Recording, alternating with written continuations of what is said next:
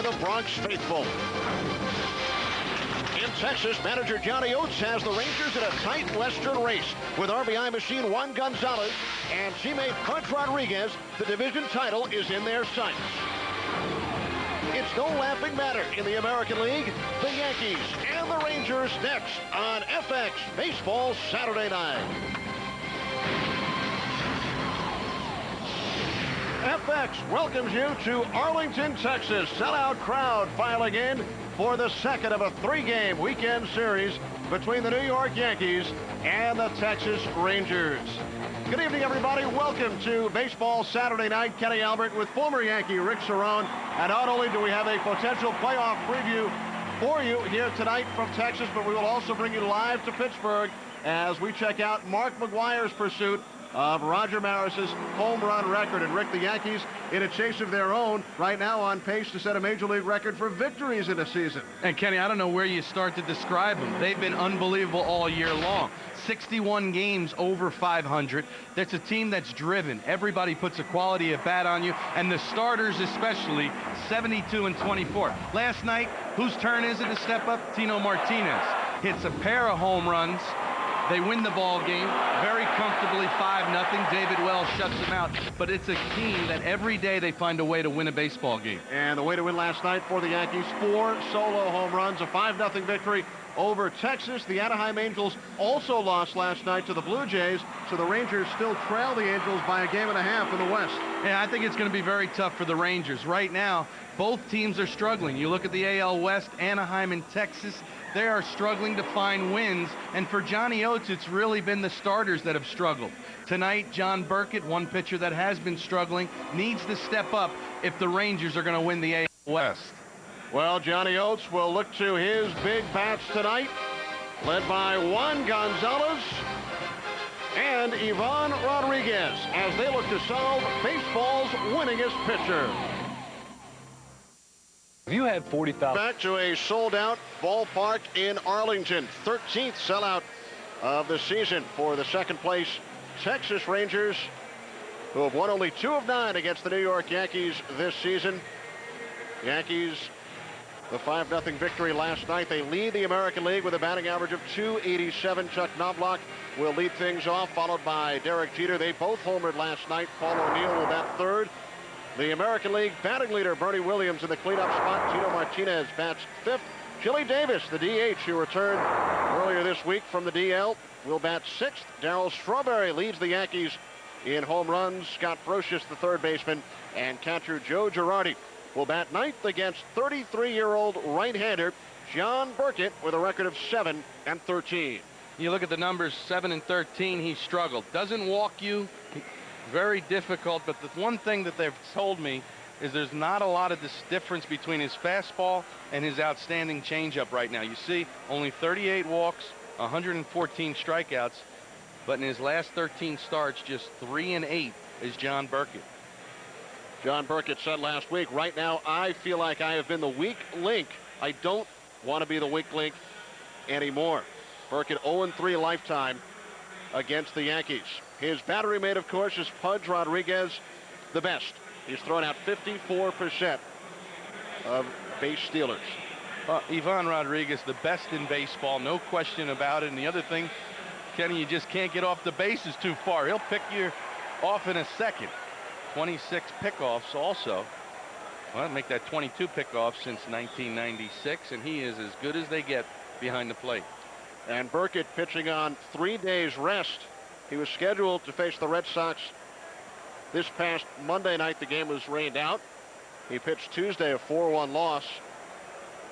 Burkett only 3 and 8 over his last 13 starts. His most memorable game, a complete game victory over David Cone, his opponent tonight, in Game 1 of the 1996 Division Series. Chuck Knobloch leads it off for the Yankees and takes ball 1, 90 degrees. Here in Arlington, Knobloch led off last night's game with his 17th home run of the season. Foul ball down the left field line. The 17 homers, most by a Yankees second baseman since Joe Gordon back in 1943. He's hit 13 of the 17 since the All-Star break, only 2 fewer than Mark McGwire. Yeah, move over, Mark McGwire. It's Chuck Knobloch who's been swinging the home run bat. See, during his 7-game hitting streak, and you mentioned that leadoff homer.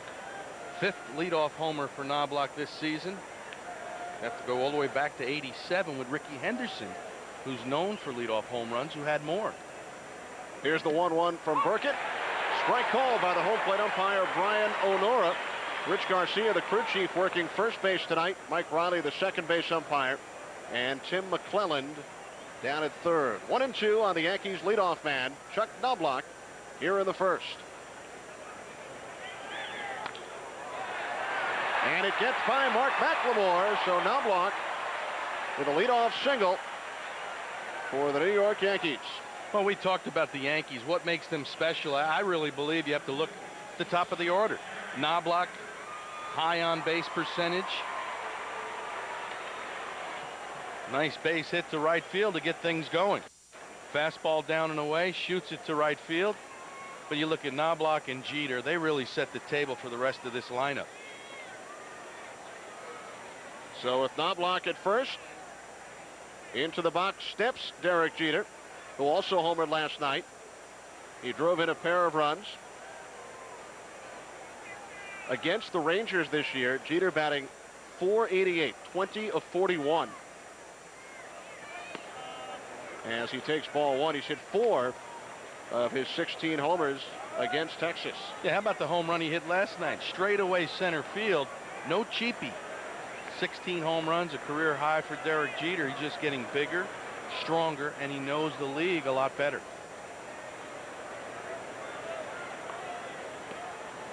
Off-speed pitch misses, now 2-0 with Knobloch. The runner on first. Top of the first inning. Jeter 6th in the American League, batting .322. Knobloch not stealing as much as he has in the past, only 11 stolen bases. He was second in the American League last year, and a base hit into center field. Knobloch holds at second. Hit number 157 for Derek Jeter, which is second in the American League. So the Yankees with 2 men on here in the top of the first. Well, there they go, getting on base. Now the big hitters can drive them in. Now, they have been doing it all year. The thing about the Yankees, they put quality at bats on you. Every one. They really work the count. They're willing to take walks, and they have a lot of confidence in the guys hitting behind them.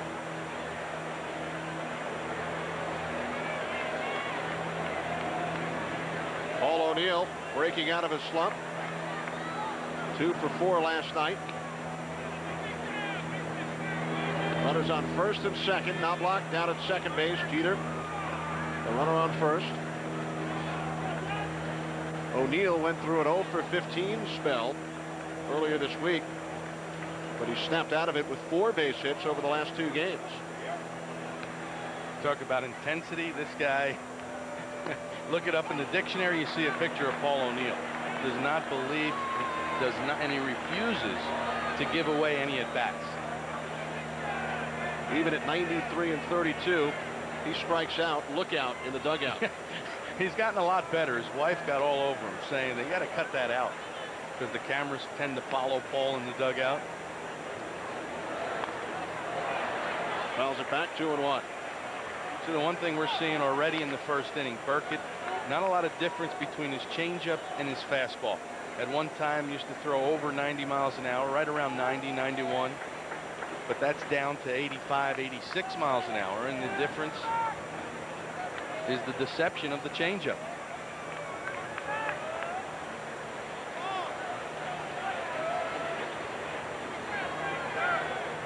Burkett spins. Looks Knobloch back to second. Back-to-back singles here in the first inning. Off the bats of Chuck Knobloch and Derek Jeter.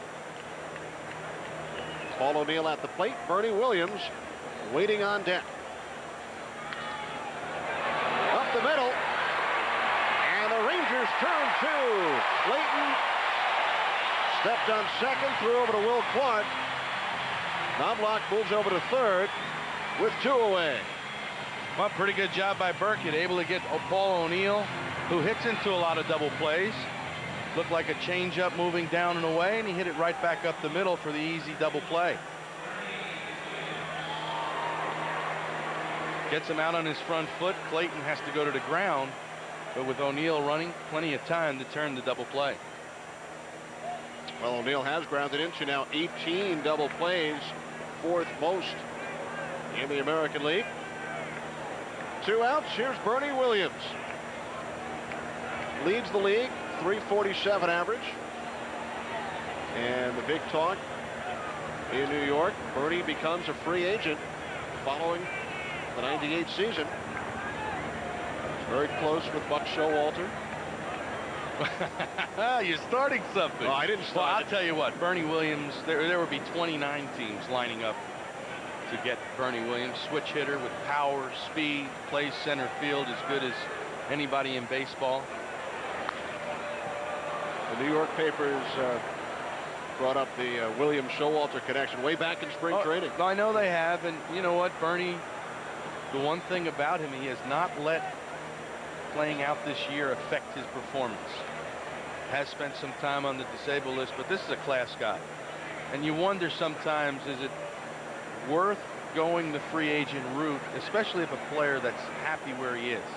You know, does it make that much difference with the amount of millions they're talking about nowadays? Seem to be having a problem with the lights in center field. See, Brian O'Nora and Richie Garcia had a little conversation. I think maybe those 4 little lights that you see in center field right around here, this little area, might be what's causing the distraction. I'm not real sure. Hitters don't want any kind of distractions in straightaway center field. There's those 4 little lights.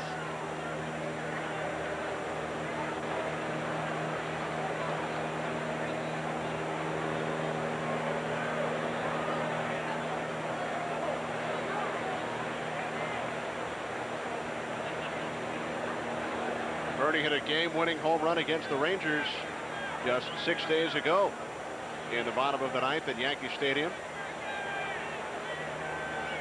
And the 0-1 from Burkett. This is outside. 1 ball, 1 strike. They're going to pitch Bernie very carefully, but the one thing about this Yankee lineup, I mentioned it right here in the first inning, they have a lot of confidence in the guys that are hitting behind them. They really don't expand the strike zone as much as pitchers want them to. Now 2-1 on Williams with 2 outs, top of the first inning. Chuck Knobloch, the runner on third. David Cohen on the mound for the Yankees tonight, looking for Major League leading win number 19.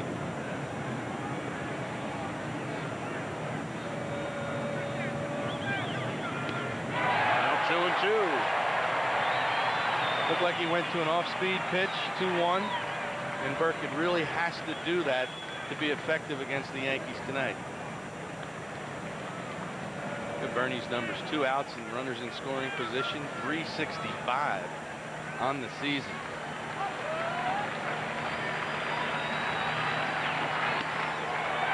High and tight, full count. So you see what Burkett's trying to do. He's trying to work up and in, down and away, trying to get Williams to chase a bad pitch.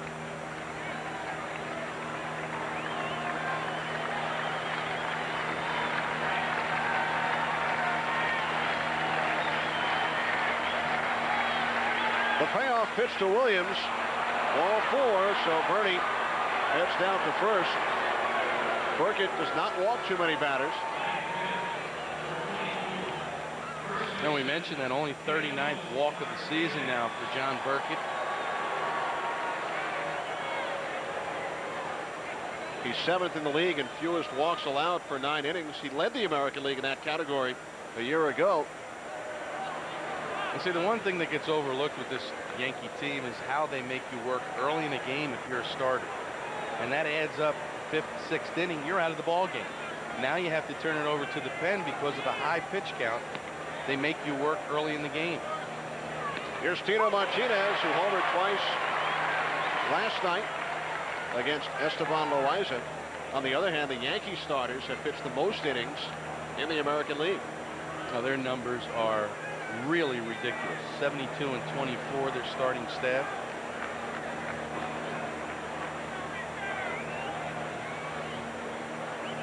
Runners on the corners, 2 outs, 1-1 on Martinez, who drove in runs number 100 and 101 last night. His 3rd consecutive 100 RBI season. I mean, yeah, you have to go back to Don Mattingly days when Donnie did it 4 years in a row. Very consistent, Tino Martinez. Bernie Williams slides back in. Knobloch and Jeter led things off, back-to-back singles. O'Neill grounded into a 6-6-3 double play, and Burkett walked Bernie Williams. There's Knobloch, the runner on 3rd. Martinez pops it up. No chance for Rodriguez. 1-2.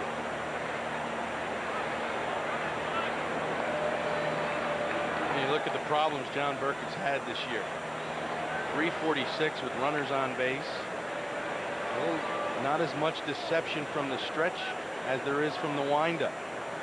You look at guys that have big discrepancies like that, you'd rather it be the other way around. Let them hit 340 with nobody on base, and then when you get runners on, you bear down a little more. Burkett was the opening day starter. And he strikes out Tino Martinez. So Burkett works out of the jam. He allows 2 hits and a walk in the 1st inning, and the Yankees strand 2.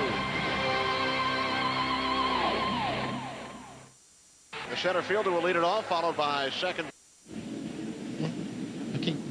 Third, RBI leader Juan Gonzalez. In the number 4 spot, Will Clark bats 5th. Pudge Rodriguez behind the plate tonight, 5th in the American League at 325. Todd Zeile, Warren Newson, the DH tonight. And the shortstop who came over from the St. Louis Cardinals at the trade deadline, Royce Clayton. And they will face 18-4 David Cone. He leads the majors in victories, 7th in earned run average in the American League, 3.37. Well, very gaudy numbers. 157 strikeouts, the 18-4 record for a guy who wasn't even supposed to start pitching again until mid-May. Remember, he had arthroscopic surgery in the offseason. They were hoping to get him back by May 15th, and here he is trying to win a Cy Young Award instead. Struggled early in the season, but he's been, as he explained it to me yesterday, doing it with mirrors. And I find that hard to believe because he has got very good stuff. He must have a lot of mirrors. No, he really does. Tom Goodwin leads it off against Cone. And takes ball 1. Goodwin batting .289. Leads the Rangers with 31 stolen bases.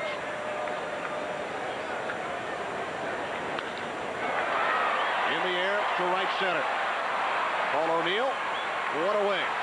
And for an update in Pittsburgh, where the Pirates are hosting the Cardinals, let's go to Fox Sports Pittsburgh's Greg Brown. First inning, Mark McGwire facing Francisco Cordova. His first home run this year against the Pirates, his 52nd of the season. It travels 477 feet, gives the Cardinals the early 1-0 lead. McGwire would walk his second plate appearance. After 2.5, the Bucks in front of the Redbirds 5-2. Now back to the ballpark in Arlington for the Rangers and Yankees.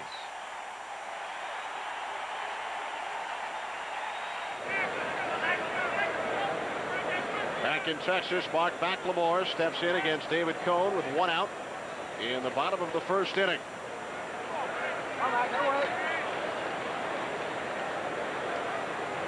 So 2-0 on McLemore.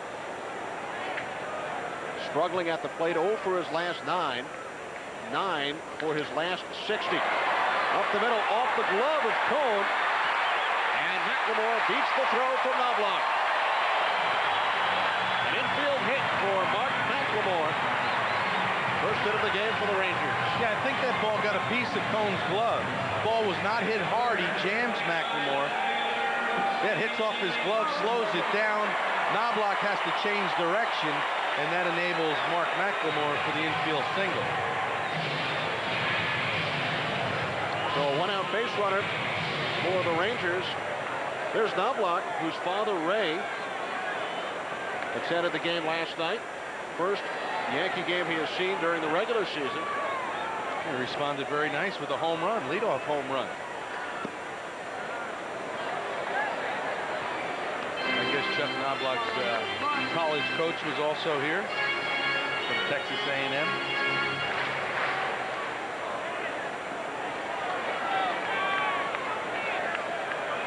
Rusty Greer batting .295. 80 runs batted in. He hit a grand slam against the Yankees last Saturday. The Yankees took 3 of 4 from the Rangers at Yankee Stadium. You see the numbers against David Cone. Yeah, most hitters, major league hitters, have those type of numbers against David Cone. I know you were a teammate of David's. What were your numbers against him, if you had a guess? Well, you know what? I was lucky. I never got to face him in an actual ball game. I got to catch him. And I'd much rather catch him than face him because he can come from different arm angles, very fast, good hard fastball. Splitter has become an excellent pitch for him.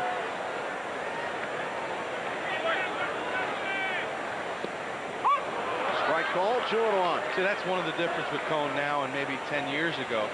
2-0 splitter just freezes Rusty Greer. I think one way, if you try to beat David Cone with Girardi behind the plate, who's been struggling this year, only throwing out 8 out of 50 base runners, you got to try to force the issue against Cone. McLemore 12 of 16 in the stolen base department. I think against quality pitchers, especially a guy like Cone, you try to manufacture runs early in the ballgame because they really do not give up an awful lot of runs.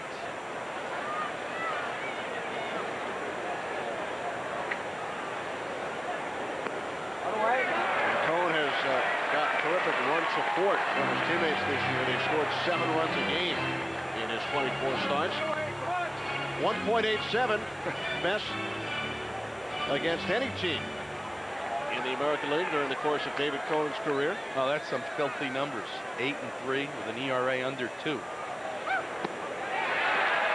And he walks Greer. McLemore moves over to second. We mentioned Burkett was high on the list in terms of fewest walks per 9 innings. So is Cone. He's 9th in the league in that department. Yeah, Kenny, that's part of what I was talking about. The good pitchers find a way to settle down. You see he's given up 10 first-inning runs. A lot of the better pitchers struggle in that first inning. And part of the reason is adjusting from the bullpen mound to that game mound. Every pitcher says it's a little bit different. Takes you a good 15 to 20 pitches to get used to it. What's different about it? Well, the slope, some of the bullpen are a lot flatter. Then all of a sudden you put a major league hitter in there also. This guy is certainly a major league hitter. Juan Gonzalez, 35 homers. He's driven in 121, 3 behind Sammy Sosa. And he's also had 4 career home runs against David Cone. Gonzalez loves to get those arms extended. Drive the baseball. 2 on, 1 out. 1-1. Gonzalez drove in 101 by the All-Star break. And people started talking about Matt Wilson. He slowed down a bit since then. Would need to average 2 per game to reach 190. Well, that makes you appreciate how difficult it is to get 190 RBIs in a 162 game schedule. But this guy can get hot and have 15, 20 in a week. He can get hot, but can he get hacked? Get hacked? I don't think so. Actually, he's falling behind now. Sammy Sosa, 124, has 124 RBIs. Matt Wilson is all of 5'6". 5'6". 5'6", and he drove in 190 runs in one season. But he could swing that shillelagh.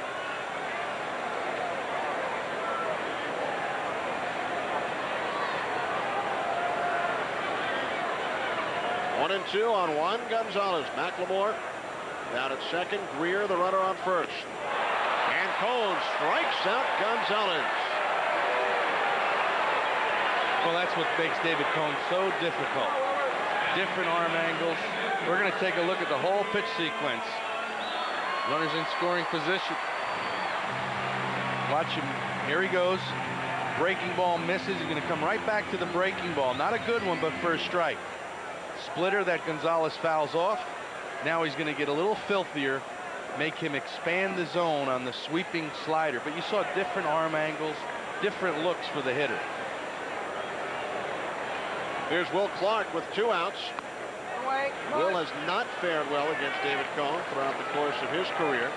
Only 1 home run in 53 at-bats, batting .226. And recently, Clark only 2 for his last 18. 2 on, 2 out. 1-1. I asked Will by the batting cage tonight, what do you do against David Cone? He says, oh boy, he's got so many different pitches. He says what you try to do is make him get the fastball or the ball up. And he was talking about how important it is to recognize out of his hand which pitch is coming. And the one he kept talking about was the splitter. Gets away from Girardi. And the runners advance. McLemore down to third. Greer over to second. I think maybe Joe Girardi was crossed up, but that ball just ate him up behind the plate. It looked like the splitter. Sometimes it can act like a fork ball or a knuckleball. You saw he didn't even get leather on that ball. That ball hit him on the wrist. No leather. And maybe it did act like a knuckleball. Girardi, Cone's personal catcher over the last couple of years. A drive to right.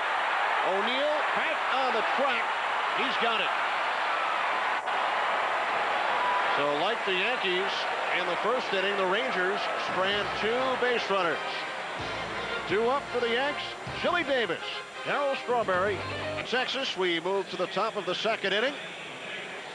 Yankees and the Rangers scoreless. Chili Davis activated from the disabled list in Kansas City this past Monday.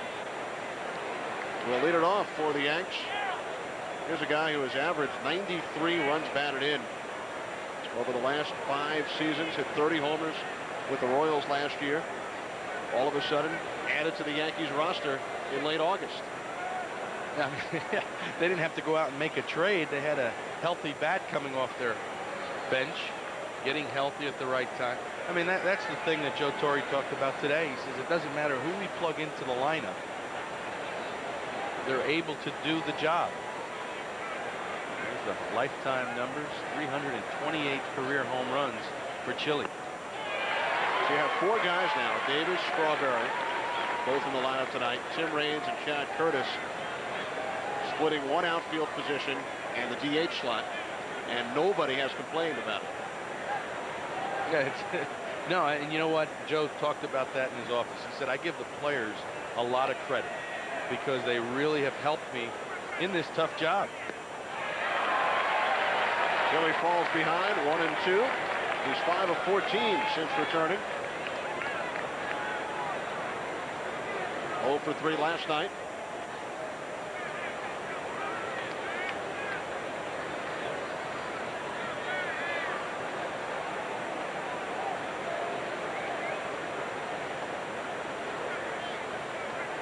The 1-2 from Burkett. Fouled off down the left field line. You know, just to explain what Torre was saying, in other words, on some teams it could become a problem. Guys that are used to playing an awful lot now become part-time players.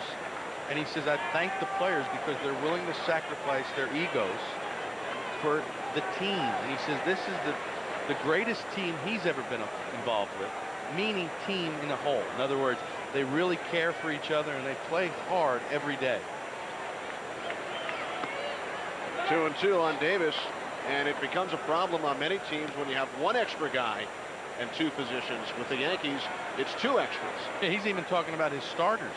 He says, I got 6 quality starters. I had to put one of my guys, Mendoza, down in the bullpen. He's handled that very well. Base hit it to left field. 3rd hit of the game for the Yankees, and they have the leadoff man on. for the second consecutive inning.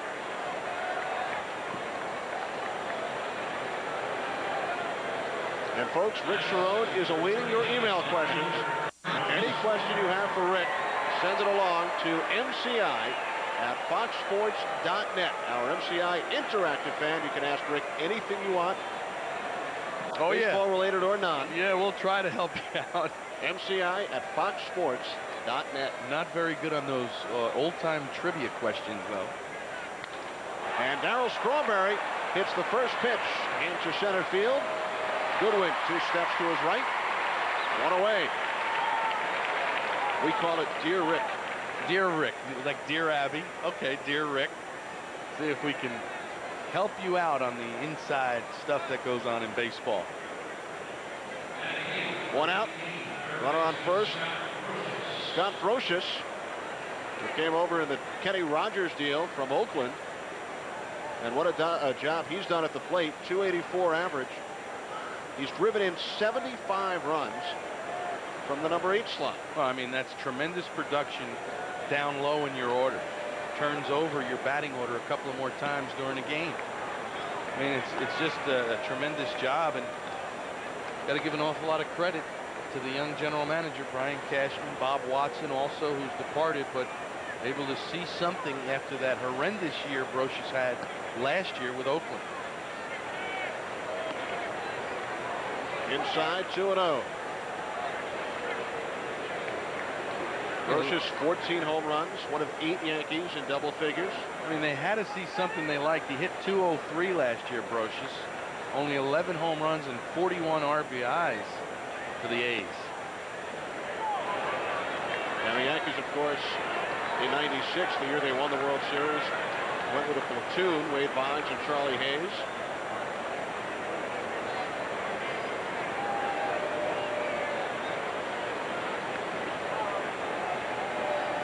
The 3-0 pitch, strike call, 3-1. What I've seen from Brocious, very good triple hitter. 3-1 counts, 2-0 counts. What he does, he forces you to throw the fastball in the area he wants to handle. Usually middle of the plate, up, so he can drive the ball. Now 3-2.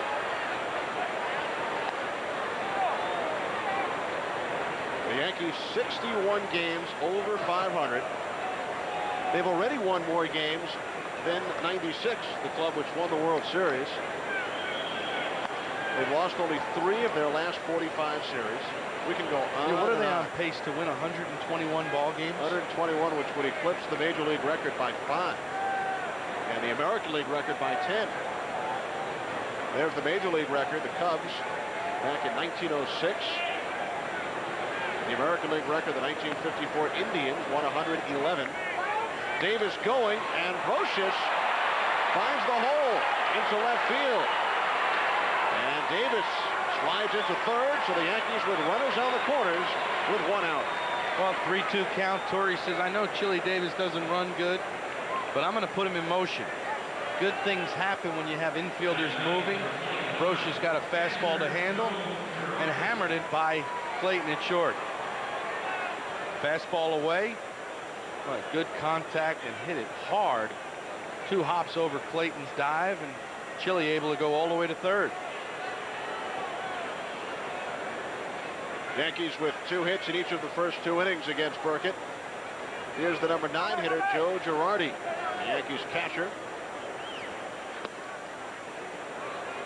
Jorge Posada catches about 60-65% of the Yankee games.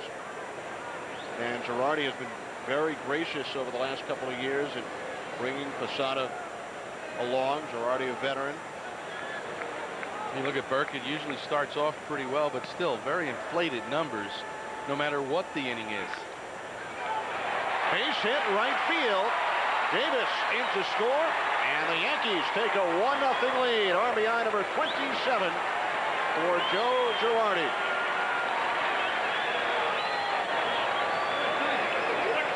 Just trying to put the bat on the ball, and really Chili Davis getting high fives because of the hustle going first to third on Brocious' single. Girardi a contact hitter. First ball hitter all the way, gets the breaking ball, the inside-out swing.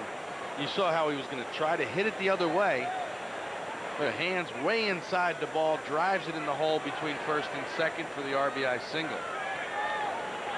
So the Yankees have taken a lead for the 50th time in the last 51 games. They set a major league record as Knobloch takes a strike. I got to ask a question, Kenny. Where's the guy that sits home and watches all these games to know that little stat? Taking the lead in 48 straight games. They never trailed. That streak was broken on Thursday, and we are told by that guy sitting somewhere the previous record was 40. Okay. Knobloch singled his first time up, falls behind here in the second inning, 0-2. Yankees 1 run in here in the second against Burkett on 3 hits. 2 men on. Brocious down at second. Girardi, the runner on first. I wonder if Knobloch knows that Mark McGwire hit a home run. He's trying to keep pace with McGwire this second half of the season. Since the All-Star break, McGwire with 15, Knobloch 13. Could this be number 14? No, it will stay in the ballpark, and the catch is made by Juan Gonzalez. Brocious moves over to third. Well, he gave it a bid. Knobloch, the power numbers, 17 home runs on the year, and you know what the players do? They look up. You saw Knobloch wants to see the replay of where that pitch was. Sometimes what they'll do right now, they'll go back in the clubhouse. Videotape is taken over these days, and they'll go look at each at bat, sit down and say, boy, how did I miss that pitch? And here's what I was talking about in the first inning. 40 pitches already for John Burkett, just the second inning. Keep adding them up. By the 5th, 6th inning, you're out of the ball game. Remember, working on 3 days rest. He pitched on Tuesday. Derek Jeter singled up the middle, his first time up. 2 outs, first and third. Outside for ball 1. A bunch of us were talking about it last night. Who would be the Yankee MVP if you were to choose one player? Derek Jeter received many of the votes. Yeah, and I put it to Joe Torre, and he wouldn't comment on it. He said it's not fair to the rest of the players. Jeter now 2 for 2 as the Yankees take a 2-0 lead. RBI number 66 of the season for the third-year shortstop as Brocious comes in to score. Yankees with 4 base hits here in the second, and Dick Bosman will come out to chat with Burkett. Tries to go off speed, but it's up in the strike zone. Jeter gets his hands through. RBI single to left. We've seen Burkett make a lot of mistakes now in the middle of the plate against the best hitting team in baseball. Just can't afford to do that. Burkett has allowed 110 earned runs, most in the American League this season. The last coming on an RBI single off the bat of Derek Jeter. 2 hits tonight, 158 on the season. Second not only in hits, but runs and multi-hit games as well. One thing Torre did say about Jeter was the one guy he feared losing in his lineup. They were able to play for an extended period without Jeter. Soho did a nice job filling in, but I really think, talking to the guys, that right now he would be the most valuable player. The only player in the American League with more hits than Jeter is one of his best friends, Alex Rodriguez. When the Yankees play in Seattle, Jeter does not stay at a hotel. He stays with Rodriguez. Vice versa, when the Mariners travel to New York, he stays in Jeter's apartment. They do that back in your day? Yeah, there were certain guys that you were very friendly with, where you would stay in their apartments and stuff like that, because nowadays you see it more so because guys are traded so much. They move an awful lot. And they've played with so many different guys on different teams. Paul O'Neill grounded into a 6-6-3 double play in the first inning. 2 outs. 2 men on. Girardi, the runner, on second. Jeter down at first. Yankees with 2 runs on 6 hits over the first 2 innings.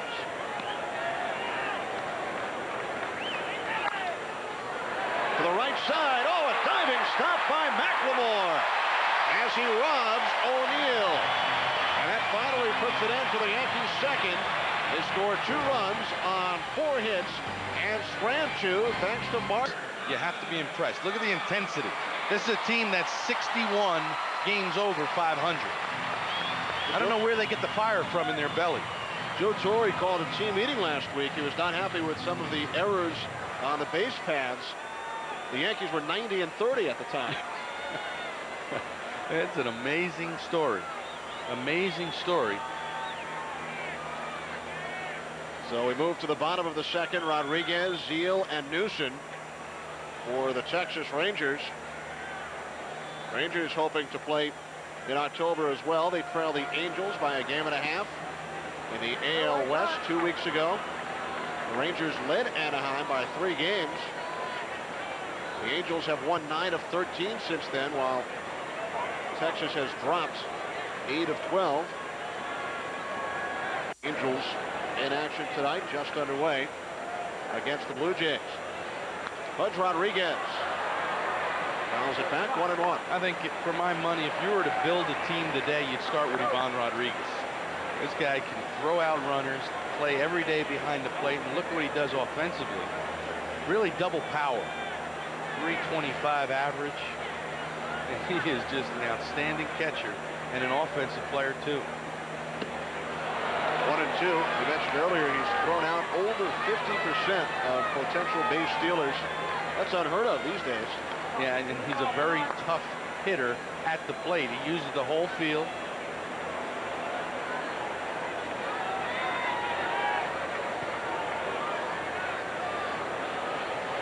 The 1-2 from Cone. Outside, now 2-2. Now let's take a look at Ivan Rodriguez, batter's profile. Uses the whole field. Really likes to hit the ball the other way. Great situational hitter. And to me, double power with speed for a catcher. A guy that will steal some bases for you. I like to see that and say that about a catcher. Fouls it off, 2-2. Now you look at Cone though. I mean, he drops down, gives you the big sweeping breaking ball. You have to respect his fastball because it's 90 plus. This guy you would not want to be a right-hand batter against. Or a left-handed batter. Yeah, I mean, 18-4, he's getting everybody out. Cone just missing. Full count. Let's take a look at David Cohn's scouting report. To me, different arm angles, very tough. Deception and movement on his pitchers. And the last thing, can't pay enough for that. Fierce competitor, just doesn't give in to the hitters. Well, just behind the Rangers dugout. Kenny, there's a little example. 2-0 lead, nobody out. 3-2 breaking ball to Ivan Rodriguez. He's got that much confidence in his stuff to any pitch at any time. Doesn't matter the count or the score. Well, the count now 3-2. The score 2-0 Yankees. Bottom 2. As Cone steps off. Todd Zeal waiting on deck.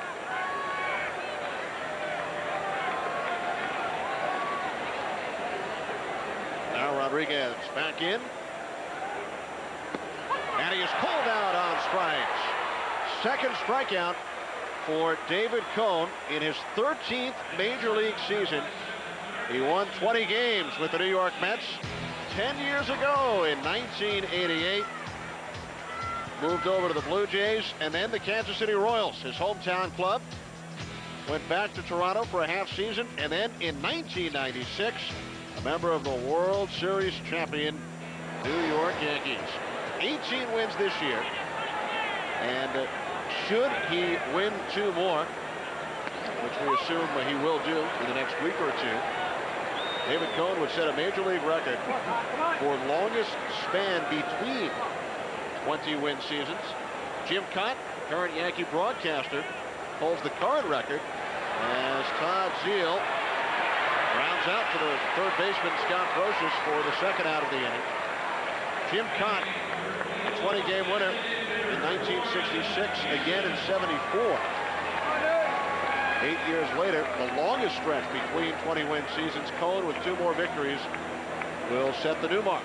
And his pitching coach in both instances with the Mets in '88, Yankees this season, Mel Stottlemyre. And don't think that doesn't mean an awful lot to David Cone. Mel Stottlemyre knows him better than anybody around, can find different release points whenever he begins to struggle. I like that when you go back. Flash it back. Yeah, 10 years ago. You were still playing back then? Oh, he was nasty back then, and he's still nasty now. There's Mel Stottlemyre.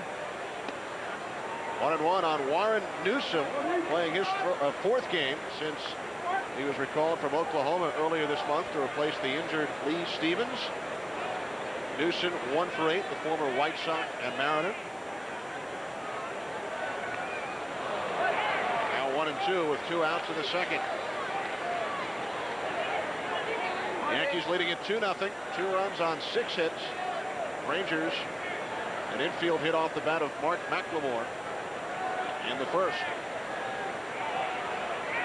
The 1-2 from Cone, and Newsom is called out. Strikeout number 3 for David Cone. A 1-2-3 second inning, and let's head to Pittsburgh once again. Mark McGwire looking. And we welcome you to Pittsburgh's Three River Stadium. Those of you watching on FX, the Rangers and the Yankees. McGwire, his 4th plate appearance. He homered in the first inning off Francisco Cordova, his 52nd of the year. He walked in the 3rd, singled and scored in the 5th. Now facing the reliever Mike Williams. With 2 outs in the 7th inning, and the Pirates leading 8-4.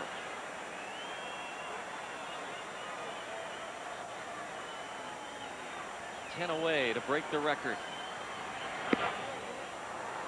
1 ball and 1 strike.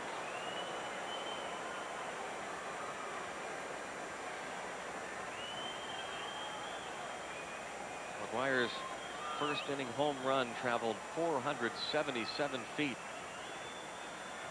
On an 0-2 pitch that was a little up and away. He went with it, just pounded it into right center.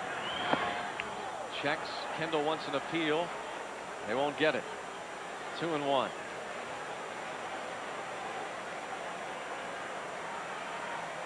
The hometown fans right now with this 8-4 lead would just as soon McGwire get a fastball right down the middle. Yeah, no question. We've seen 1 home run tonight. They want to see another one, win the game, and let Mark take his rips. Fly ball to center field, going over, and making the catch at the warning track is Adrian Brown. Oh, they all stood here at Three Rivers Stadium, a sellout crowd.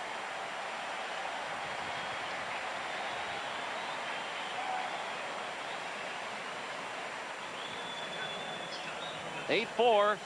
We go to the bottom of the 7th. Back in Texas, Kenny Albert, Rick Cerone, top of the 3rd inning. 2-0 lead for the New York Yankees. Bernie Williams, Tino Martinez, and Chili Davis. Williams leading it off against Burkett. Bernie walked his first time up and takes ball 1. Mark McGwire, as you saw earlier, home run number 52, only 9 away from tying Roger Maris. Well, he said once I get to 50, then I could start smelling it. Well, he's smelling more than smelling. He's closing in every day now. Williams fouling it off down the left field line. McGwire with 4 in 3 games last Wednesday and Thursday. Sosa 0 for 5 today against the Houston Astros. Randy Johnson upping his record to 4-1 with the Astros. Without only 2 hits over 7 innings. I don't know about you, but it's exciting. I know it's got to be a lot of pressure for those guys, but very, very exciting for the fans to follow it daily in the newspapers, on TV. Back-to-back sellout crowds at Three River Stadium. We got an opportunity to do a game in San Diego when St. Louis was there. How about BP? That becomes a social event. The 1-1 to Bernie Williams. Slow roller charging Ezeel, and he cannot make the play. See, now that's how you hit over 300. Gets fooled on the changeup. You mean over 345? Well, yeah, oh, yeah, you're right. Over 345. But he hit the changeup off the end of the bat. He's got good speed. 300 hitters get hits like that. You watch guys take batting practice, guys that hit 250 like I did. You hit balls at people. Ground balls right at the shortstop, a line drive somewhere. 300 hitters find the base hits, even in batting practice. Nice feeling. So Bernie raising his league leading average. And the Yankees leadoff man has reached via a base hit all 3 innings so far. Knobloch in the first, Davis in the second, now Williams here in the third. Tino Martinez struck out to end the first inning. He stranded 2. Yankees with a 2-0 lead against John Burkett. Well known in bowling circles as well. He has bowled 5 perfect games, 5 300 games during his bowling career. Well, the one thing Johnny Oates is probably thinking, if he doesn't start getting major league hitters out, that bowling alley's not going to be too far away. Let's see, how does the strike zone compare to bowling a strike? The one thing you want to knock down pins in bowling, here you want to miss the fat part of the bat. I mean, to me, that's the secret of pitching. Taking a little off, adding a little, but missing the fat part of the bat if you can, if you're a pitcher. Martinez homered twice last night. And the Rangers turned their second double play in 3 innings. 4-6-3, McLemore to Clayton to Clark. 2 away here in the third. Well, next week on Baseball Thursday, the first place Angels will take on the Yankees in the Bronx. 7:30 start. Some of you will see Mark McGwire and the St. Louis Cardinals as they host the Atlanta Braves. Coming up next Thursday, Baseball Thursday on Fox Sports Net. Check local listings for the game in your area. 2 outs, Chili Davis, who singled his first time up, and Chili takes ball 1.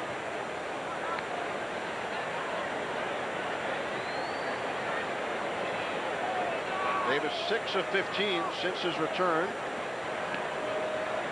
He missed over 4 months with the ankle injury. Now 1-1.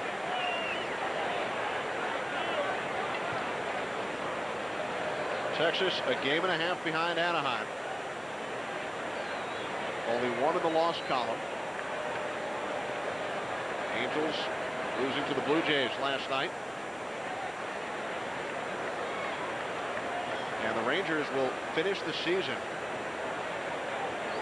with 7 games on the road at the Angels and the Mariners. So they will meet head-to-head during the last week of September. Which I think if you ask most players, that's what they want. They want an opportunity to control their own destiny by beating the team in front of you. Davis holds up. 3 balls, 1 strike. The other thing you can't forget, I know they're game and a half out in the AL West, but also the wild card. 8.5 back starting today behind the Red Sox, who lead the wild card race. It's another option teams have. But not likely at this point. No, not likely. And we'll take a look at the Texas Rangers' upcoming schedule. Well, you'd think they should do okay against Detroit and Chicago. September, they have 11 games at home, 14 on the road, and 5 versus the Angels. Okay, so you know that they're going to go head-to-head with the Angels 5 times. You can make up ground yourself, and you don't need other teams to help you out. Fair ball down the left field line. Chili Davis now 2 for 2 as he heads into second with a stand-up double. Well, outstanding hitting by Chili Davis. Both pitches today he's driven the other way. This one stays inside the bag. Look at fastball away, stays inside, keeps the barrel above the baseball. I think that's the key to that at bat, and has himself another hit. His first extra base hit of the season in 20 official at bats. Two-out double. Kenny, how about the Yankees? 8 hits already against Burkett. Just 2 outs here in the 3rd. They just wear you down if you're a starter. Rodriguez out for a chat. Rangers concluding a stretch as Darryl Strawberry steps in. A 17-game stretch for Texas against 3 current playoff teams: Boston, Cleveland, and the Yankees. Rangers have gone 6-9 against those 3 clubs. See, Kenny, the thing I go back to, they started the season 18-7, really playing great baseball early in the year. But since that time, they're 4 games under 500 over that 100 games. Johnny Oates, some reason for concern. I mean, it's not like all of a sudden they started to go in a little tailspin. They have been struggling, and more so, Johnny talks about his starters. They added Loaiza, who we saw last night pitch, Stottlemyre. Traded Darren Oliver. The one guy they really counted on was John Burkett. And he has not been the same pitcher, only 21 and 27 since he's come over here to the Texas Rangers. Burkett won 22 games with the Giants just 5 years ago. Pitched in the All-Star game. Finished 4th in Cy Young voting. The 1-2 to Strawberry. And to me, I really believe it's the velocity. He has lost velocity. We showed you his ERA numbers go up as the ball game goes up. And what that tells me, he's running out of gas. He loses even more velocity as the game wears on. Now, Ken, the thing that comes to mind, this guy was a very good pitcher in the National League. San Francisco, cooler weather. I really believe pitchers melt here in the Texas heat. It's got to wear you down. And there's air conditioning in the bowling alleys. Yeah, there is. Burkett walks Strawberry. Second walk allowed by Burkett. So the Yankees with 2 runners on once again. They have 2 on in every inning. 2 outs. Chili Davis, the runner on second. Strawberry down at first. Scott Brocious, who singled and scored the Yankees' second run. Back in the second.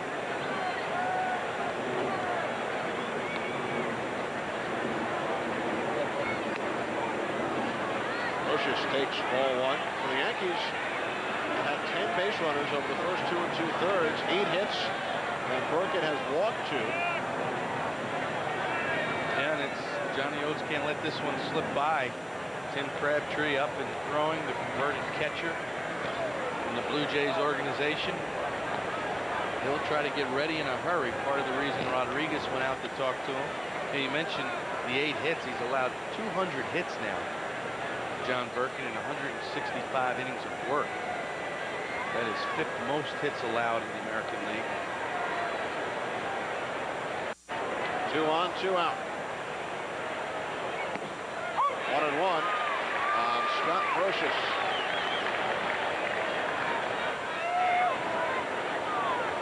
You see the base runners, Chili Davis, who doubled. Out at second, Darryl Strawberry, who walked. The runner on first. Well outside, 2 balls, 1 strike. Burkett has induced 2 ground ball double plays, so it could be a lot worse. It's only 2-0. You're right. I mean, if those double plays didn't come, it'd be a lot worse. Maybe 4 or 5 runs on the board. Also the terrific play by McLemore in the second.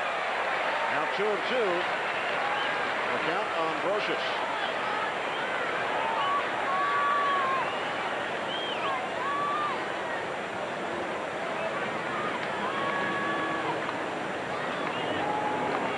Chris Chambliss, Yankees hitting coach,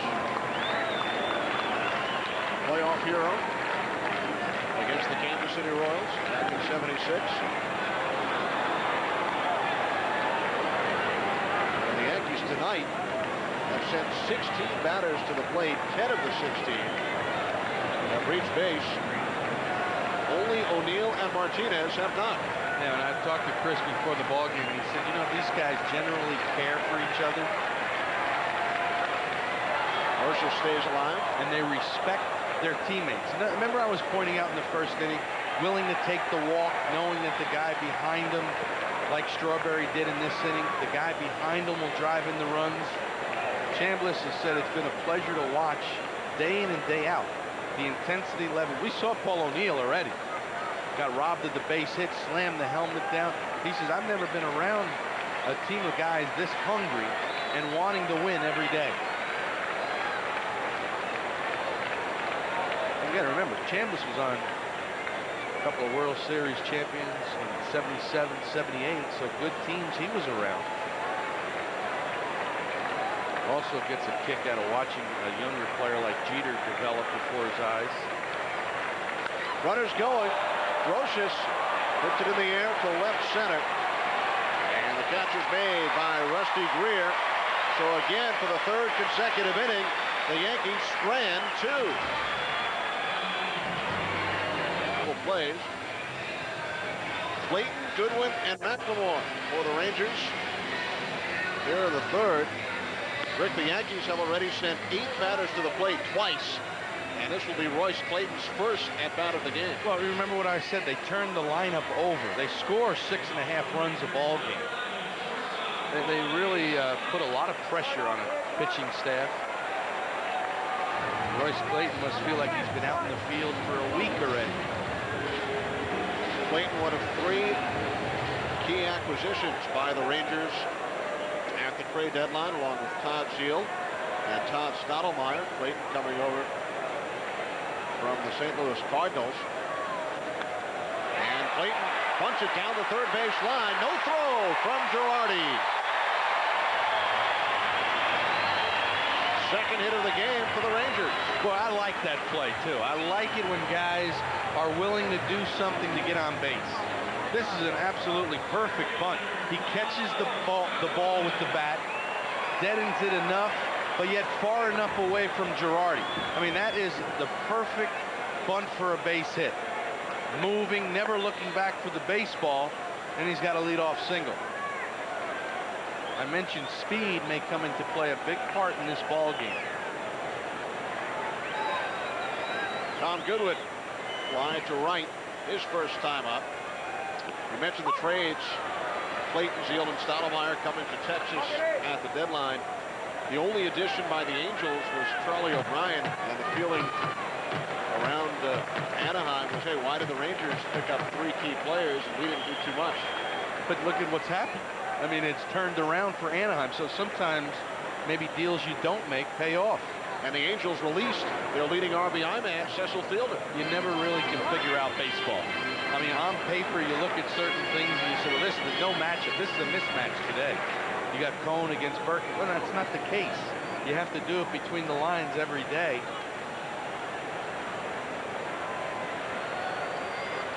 Just use game 1 of the '96 playoffs as an example. Yankee Stadium, Cone had pitched in the postseason before. Burkett had not.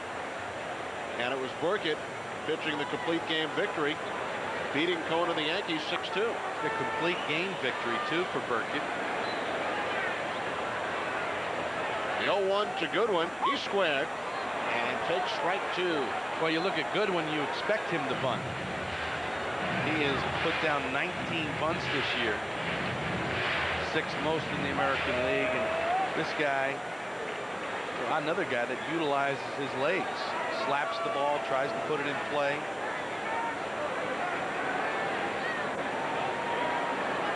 Clayton the lead off first. Nobody out. Bottom 3. Talk about speed. Tom Goodwin has scored from second on infield outs twice this season. Yeah, I like it. You look at those 111 singles. He only has 121 hits on the year, so only 10 extra base hits. Guy utilizes 31 steals, 4th straight year with 30-plus steals. But the toughest base to steal is first. You have to be able to put the ball in play and get there. Goodwin got a piece of it. What did your old teammate Oscar Gamble used to say? I'm in scoring position when I'm at the plate. Oh, yeah, when I get off the bus, I'm in scoring position. Oscar Gamble. Yeah, I like that. Bring up Oscar. the big afro. And you know, the other thing Oscar used to say, you know, he hit a long home run. And you'd ask him, did you get that one? He said, did you see it come down? I said, yeah. Well, then I didn't get it. They didn't get all of it.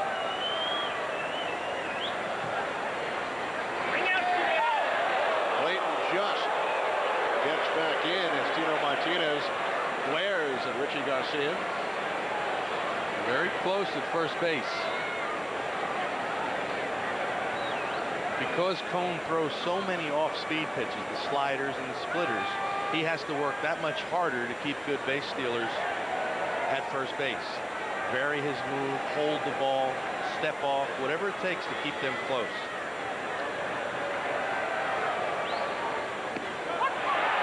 Goodwin called out on strikes. Fourth strikeout for Cone. The last three looking. Well, he's got that type of stuff. When you see a guy with looking strikes, we're going to take a look at the whole pitch sequences. A little fastball to start it away. To Goodwin. He square. And then he just freezes him on the good slider. And you know, when you get called strikes, it means that's how good your stuff is. Hitters respect it. One out. Mark McLemore singled off the glove of Cone. There goes Clayton. No throw from Girardi. Stolen base number 22 on the season, his third as a member of the Rangers. He had 19 steals with St. Louis, now his third with the Rangers. Guessed right. Big jump. Good 3-4 steps before Cone releases it. No throw by Girardi.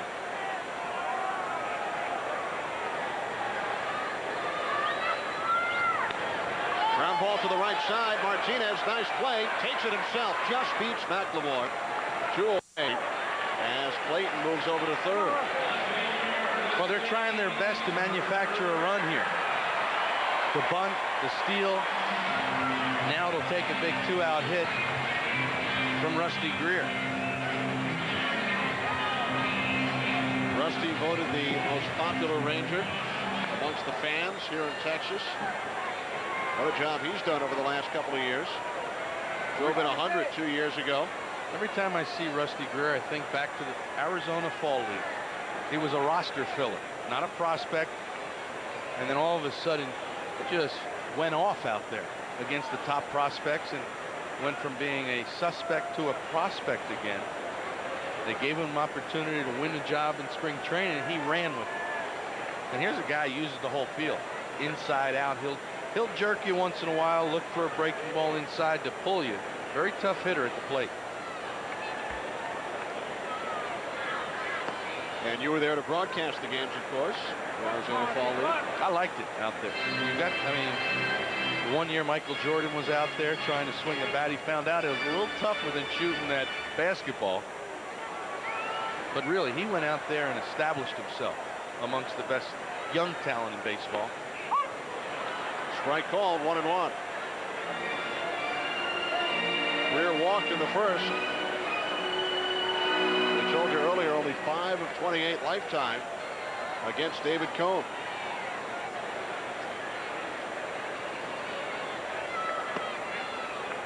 Two and one. Well, you see that breaking ball from Cone, that just took the left angle, didn't it? Comes up there and just darts down and in. He can vary the break on it. Sometimes a little smaller, a little tighter to try to jam lefties. Other times the big one like we just saw. Cone has been known to get pretty intense on the mound at times. What was it like behind the plate during some of those episodes? Well, just as long as you did not see the dazed look. Sometimes if you look in his eyes, he was looking right through you. Then you had to call timeout and go out and talk to him. 3-2 on Greer. See, he wipes his face an awful lot with his glove. And by, like, real hot day, 90 degrees, by the 4th, 5th, 6th inning, he's all puffy. Look at his eyes already. His eyes are starting to get puffy because he wipes the sweat with his glove. Ball 4, So Greer heads down to first, a 2-out walk. Second walk issued by Cone, both with Rusty Greer at the plate. So with 2 on, 2 outs, in steps Juan Gonzalez. There's Clayton, the runner down at third base. Gonzalez, the strikeout victim, back in the first inning. Yeah, Cone really worked him over that first inning, showed him different arm angles, fastballs in, fastballs away, and then finished him off with the good slider. A good foot off the plate away from Gonzalez. See the defense there. Jeter plays Gonzalez to pull on the ground. Big hole right up the middle. 2 out. And Gonzalez takes ball 1. Gonzalez 9 home runs his last 22 games. 35 on the season. And you look at the active career leaders. Mark McGwire home run every 11.5 at bats. Gonzalez second. Albert Bell and Jr. on that list. 2-0. You mentioned something about Cone's intensity. He'll also be known to invent some pitches out there. I was talking to Joe Girardi, and he said, you know, Rick, yeah, sometimes he will. He'll different arm angles, you know that, different break, but when he's struggling, he'll invent a pitch. I said, what do you mean? Well, make a curveball. And he doesn't have a curveball, but he'll change the break to it, sink it, cut it, whatever it takes to get a hitter out. Does he name those pitches? No. Like Darryl Dawkins used to name all of his dunks? No, he does not. Roger Clemens does, though. The Eliminator, the Eraser.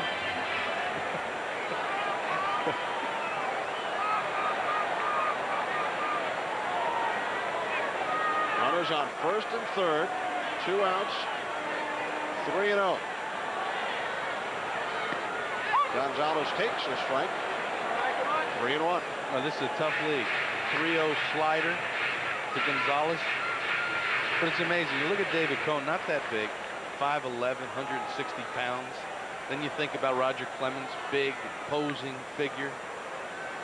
Can blow the ball by you. So it just shows you it's all timing and mechanics to be successful as a pitcher. Randy Johnson, 6'10". That's out of here. Juan Gonzalez, number 36.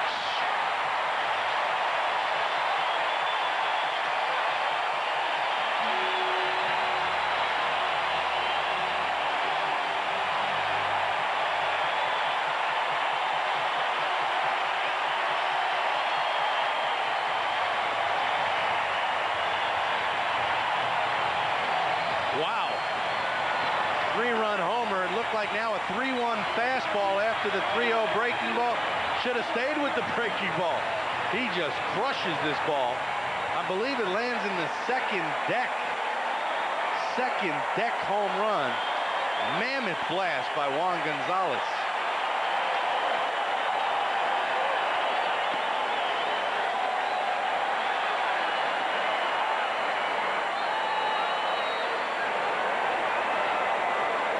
In the 5th home run now Juan Gonzalez has hit off of David Cone in his career.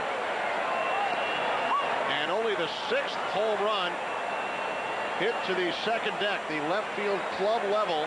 Oh, that was a bomb. Here at the ballpark, Gonzalez has hit 4 of those 6. The other 2, Dean Palmer and who else but Mark McGwire last July. That thing was crushed. Looked almost like a driver. Took out his driver and just smoked one down the fairway.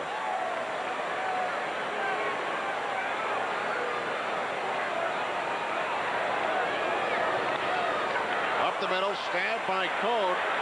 But the Rangers have taken a 3-2 lead despite 8 Yankee hits over the first 3 innings. Rangers with only 3.